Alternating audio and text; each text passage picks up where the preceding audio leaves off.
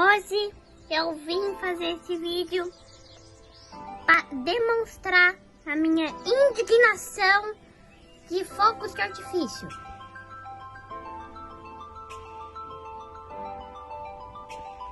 Primeiro motivo, viram? O fogo de artifício cortou minha voz, eu não consigo gravar em paz. E o próximo motivo para eu ficar indignado com o fogo de artifício, cara, coitado dos cachorrinhos, eles sofrem, e dos gatinhos também.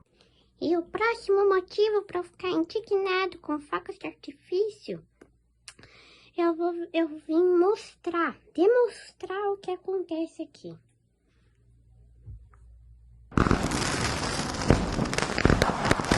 Rapaz, esses fogos de artifício não consigo dormir, que ódio.